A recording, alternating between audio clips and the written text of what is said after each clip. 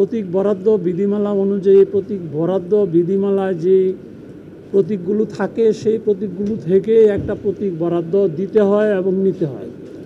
সেই দিক থেকে যেহেতু নির্বাচন কমিশন একটি সাংবিধানিক প্রতিষ্ঠান, নির্বাচন কমিশন আইনগতভাবে কাজ করে, আইনের বাইরে কোনো কাজ নির্বাচন কমিশন করতে পারে না।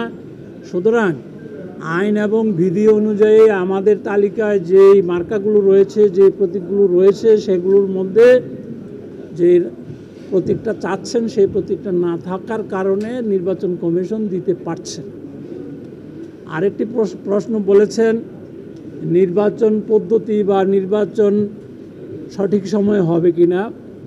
নির্বাচন ফেব্রুয়ারিতে না হওয়ার মতো কোনো কাজ বা কোনো ঘটনা এখনও ঘটেনি এবং অনেক কিছুই মিডিয়াতে আসছে। এগুলো আশা রাখি এগুলো আমাদের নির্বাচনে কোনো প্রভাব পড়বে না।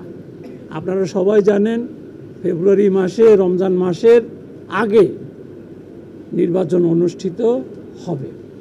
আরেকটি বিষয় বলেছেন যে নির্বাচনের আগে সবাই অবাধ, সুষ্ঠু, নিরপেক্ষ নির্বাচনের কথা বলে, কিন্তু আসলে গিয়ে দেখা যায় যে বাস্তবে সেটি ঘটে না।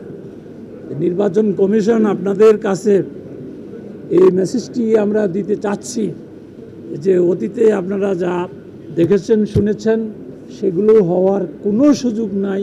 অ্যান্টিব্যাকটেরিয়াল অ্যাডিটিভ যুক্ত সেরা ওয়াটার ট্যাঙ্ক বিশুদ্ধ পানিতে ব্যাকটেরিয়া জন্মাতে দেয় না। কোনো অবকাশ নাই। নির্বাচন কমিশন সাংবিধানিক প্রতিষ্ঠান, আইনের কাছে দায়বদ্ধ। বিদ্যমান আইন অনুযায়ী আপনাদের সকলের সহযোগিতায় একটা অবাধ এবং সুষ্ঠু নির্বাচন যাতে হয় সেজন্য কাজ করবে এবং ভালো নির্বাচন না হওয়ার কোনো বিকল্প নেই। পদ্ধতির বিষয় যেটি বলছেন, এটি রাজনৈতিক সিদ্ধান্তের বিষয় রয়েছে, এটি নিয়ে আমি কোনো মন্তব্য করতে চাই না। গণভোটের একটা দাবি, সেটি নিয়েও আমি কোনো মন্তব্য করব না, কারণ এগুলো রাজনৈতিক বিষয়। রাজনীতিবিদরা সিদ্ধান্ত নেবেন, সরকার বলবেন, আর নির্বাচন কমিশনের কাজটা নির্বাচন করে দেবে। এর মধ্যে আমরা সবার সহযোগিতা নিয়ে, আপনাদের সহযোগিতা নিয়ে একটা ভালো নির্বাচন করব, এই হলো আমাদের কাজ। আপনারা তো মিডিয়া কর্মী হিসেবে গতকালকের আমাদের প্রধান নির্বাচন কমিশনের একটা স্টেটমেন্ট দেখেছেন, সেটিই আমার বক্তব্য। আমার মুখ থেকে যদি শুনতে চান, আইনগতভাবে এখন তো ওই দলটার কার্যক্রম স্থগিত আছে। আপনি ভালো বুঝেন, স্থগিত থাকলে তো স্থগিতই, সব কিছু স্থগিত। আমি বুঝাইতে পারছি।